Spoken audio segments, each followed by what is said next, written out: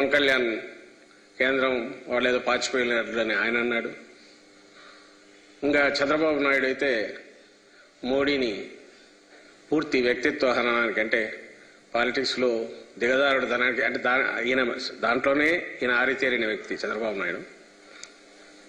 Character అసాసినేషన్లో ఆయన కానీ ఆయన సపోర్ట్ చేసే మీడియా కానీ ఆ ముఠా మొత్తం ఏకంగా మోడీ మీదనే బాణాలు ఎక్కువ పెట్టి ఏమేమి మాట్లాడారో ఇప్పుడు కూడా సోషల్ మీడియాలో బాగా సర్క్యులేట్ అవుతూనే ఉన్నాయి. భార్య ఉంటే తెలిసేదని, కుటుంబం లేనివాడిని, తల్లి అని విలువ తెలియనివాడని, వ్యక్తిగతమైన వాటికి ప్రజలకు సంబంధం లేని విషయాల్లో కూడా వాటన్నిటి మీద కూడా ఆయన మీద అటు నుంచి ఏమీ లేకుండానే ఈయన అగ్రెసివ్గా అన్నాడు చంద్రబాబు నాయుడు. అయిపోయింది. 2019 ఎన్నికలయ్యే విడివిడిగా చేశారు. ఆ రోజు పొత్తు కోసం వెంపర్లాడి ఇచ్చేసింది చంద్రబాబు నాయుడు. తర్వాత ఎప్పుడైతే యాంటీ ఇన్కంబెన్సీ ఓటు చీలాలనుకున్నప్పుడు 2019లో తన్నేసి బయటకు వచ్చేసి ఇండిపెండెంట్గా ఇచ్చేసింది చంద్రబాబు నాయుడు. ఈరోజు మళ్ళీ అదే చంద్రబాబు నాయుడు రెండు పార్టీలను బీజేపీని కలుపుకొని లేదా పవన్ కళ్యాణ్ ద్వారా దాన్ని ఆపరేట్ చేసి మళ్ళీ ఈరోజు నిన్న ఒక స్టేజ్ మీద ముగ్గురు కలిసి ప్రత్యక్షమయ్యారు. కనీసం నిన్న ఏం చేసిండాలి? ఫస్ట్ ఓ సంజాయిషి ఇవ్వాలి. అసలు 2014లో ఏమనుకొని కలిశారు? ఇచ్చిన హామీల పరిస్థితి ఏంది? తర్వాత ఎందుకు విడిపోయారు? ఈరోజు మళ్ళీ ఎందుకు కలిశారు? మీ అందరికి గుర్తుంటుంది 2014లో పొత్తు పెట్టుకోవడమే కాదు, వందల కొద్దీ హామీలు గుప్పించడమే కాదు, అప్పుడు నారా చంద్రబాబు నాయుడు అనే సంతకంతో ముగ్గురి ఫోటోలు పెట్టుకొని ఇటు మోడీ, అటు చంద్రబాబు నాయుడు, ఇక్కడ పవన్ కళ్యాణ్ గారు. సరే, ఎన్టీఆర్ ఆయనంటే ఎన్నికల సమయంలో అక్కడ పక్కన దుమ్ము దులిపి తీసి పెట్టుకుంటాడు, మళ్ళీ అయిపోగానే పక్కన పెట్టేస్తాడు ఈయనకు అవసరమైనప్పుడు. అప్పటికి ఇప్పటికీ బహుశా నేను అనుకోవడం తేడా అంటే 10 ఏళ్ళు అయింది కాబట్టి కొంచెం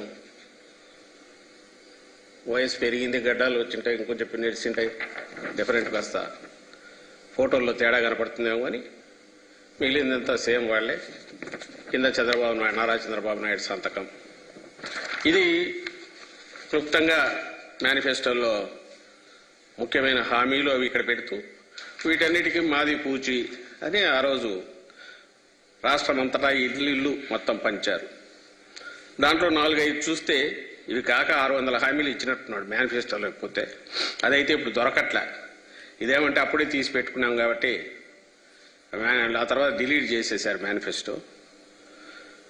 ఇందులో రైతు రుణమాఫీ ఉంది, డ్వాక్రా రుణాల రద్దు ఉంది, ఆడబిడ్డ పుట్టగానే 25,000 రూపాయలు వేస్తామనేది ఉంది, జాబు కావాలంటే బాబు రావాలనే దాంతో ఉద్యోగం వచ్చే వరకు నెలకు 2,000 రూపాయలు నిరుద్యోగులకు ఇస్తామనింది, అర్హులందరికీ 3 సెంట్ల స్థలంలో ఉచితంగా పక్కా ఇళ్లు కట్టిస్తామనేది.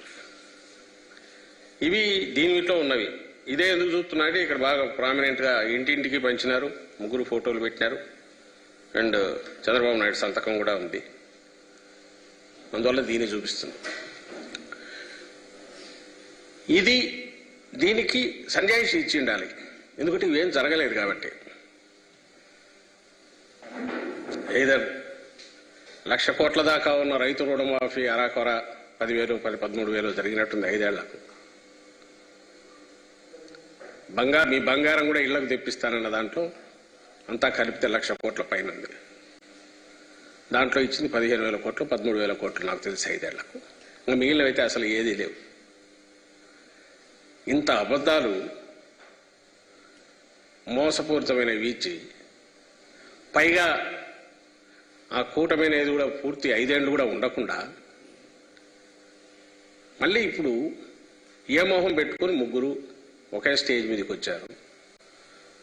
ఈ స్టేజ్ మీద నిలబడి మళ్ళీ రాష్ట్ర ప్రజలకు పిలుపు ఇవ్వగలిగారు అనేది ప్రశ్న. నిన్నటి సభ ఏదైనా అది దేనికైనా ఒక గుర్తుగా దేని ఇండికేట్ చేస్తుంది అంటే అబద్ధాలు, వంచన, అలాగే బాధ్యతారాహిత్యం, అలాగే ఈ రాష్ట్రమన్నా ఆంధ్ర రాష్ట్ర ప్రజలన్నా వీళ్ళు ఏం చేసినా వీళ్ళ దగ్గర చెల్లుతుంది, వీళ్ళను మోసం చేయడం చాలా సులభం అనే ఒక లెక్కలేనితనం ఇది బాగా కనపడుతుంది నేటి సభలో. నిజంగానే మామూలు మనమైనా ఎవరైనా ఇది మనకు ప్రామిస్ చేసి ఆ తర్వాత చేయలేకపోతే నెక్స్ట్ కనపడి మళ్ళీ ఏదన్నా అడగాలనుకున్నప్పుడు ఆ రోజు చేసినప్పుడు చేయలేదు కదా అని అడుగుతాం. మరి రాష్ట్ర ప్రజలు అడగరనుకున్నారా, గుర్తు ఉండదనుకున్నారా, మర్చిపోయి ఉంటారనుకున్నారా? అంటే ఇది అందుకే ఇది లెక్కలేనితనం అని అనిపిస్తుంది. మనం ఏం చెప్పినా చెల్లుతుంది. ఎప్పుడైతే ఇది చెప్పలేకపోయారో, లేదు ఇప్పుడు ఏం చేస్తామనో చెప్తే నమ్మరను కేవలం జగన్మోహన్ రెడ్డి గారి మీద దుమ్మెత్తిపోయడం, నోటికొచ్చినట్టు ఆయన తిట్టడం. నిన్న మీరు గమనిస్తే రాష్ట్ర ప్రజలందరూ చూసి ఉంటారు. చంద్రబాబు నాయుడు కానీ పవన్ కళ్యాణ్ కానీ ఒక రాజకీయ పార్టీ అధ్యక్షులుగానో లేక ఒక రాజకీయ పార్టీ నేతలుగానో ఒక రాష్ట్రం పట్ల వాళ్ళకి ఏదైనా బాధ్యత ఉందనుకుంటే అది ఎన్నికలకు ముందు తిట్లతో మొదలుపెట్టి తిట్లతో ముగిస్తారా? లేక మేము ఏంటి చెప్పుకునో, లేదంటే మేము చేయాలనుకుంటున్నాం, లేదా ఇక్కడ వీళ్ళు చేయలేకపోయారు సో మేము వాళ్ళకంటే బెటర్గా మీకు ఇచ్చేస్తామని ప్రజలకు నచ్చజెప్పాలనే ప్రయత్నం చేస్తారా? అందులోనూ నిన్న 3 పార్టీలు కలిసి పెద్ద ఎత్తున మీటింగ్ పెట్టాలనుకొని అది ఫెయిల్ అయింది. That's a different issue. వాళ్ళు చెప్పిన దానికి అక్కడ జరిగిన దానికి అది డిఫరెంట్ ఇష్యూ. అక్కడికి వచ్చి మాట్లాడిన మాటలన్నీ కూడా ఎల్లో మీడియా అంటే ఈనాడు కానీ ఆంధ్రజ్యోతి కానీ లేదా వాళ్ళ ఛానల్స్లో కానీ బ్యానర్ హెడ్డింగ్లో టాప్ స్టోరీలో పేరుతో 5 ఏళ్ల పాటు అబద్ధాలు ఏదైతే వండి వారుస్తూ పెట్టారో అవన్నీ బట్టి వాటిని వల్లవేసినట్టుంది. ఆ లక్షణాలన్నీ ఏవైతే వాళ్ళల్లో ఉన్నాయో, లేవైతే వాళ్ళ స్టోరీలు రాశారో ఆ పైత్యం అంతా కూడా అక్కడ కక్కేసినట్టుంది తప్ప జగన్మోహన్ రెడ్డి గారి మీద వాస్తవాన్ని అయితే అది ప్రతిబింబించదు. వాళ్ళ హాల్యూసినేషన్స్లో వాళ్ళు కొట్టుకుంటున్నారు. ఇన్నాళ్ళు మేము అన్నాం కాబట్టి ఇది నిజం అనుకుంటున్నారు. మేము ఏదైతే అన్నామో, మేము నమ్ముతున్నామో, మేము చెప్పిందే నిజమని అనుకొని వాళ్ళంతటా వాళ్ళు చెప్పి ఆత్మతృప్తి పొందినట్టు కనపడుతుంది.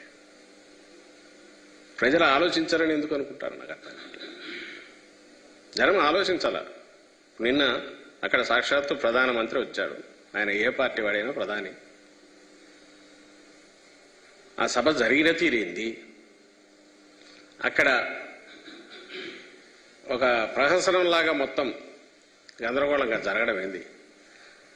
ఆడలేక మధ్యలో ఓడని ఒకటి సామెత ఉంది.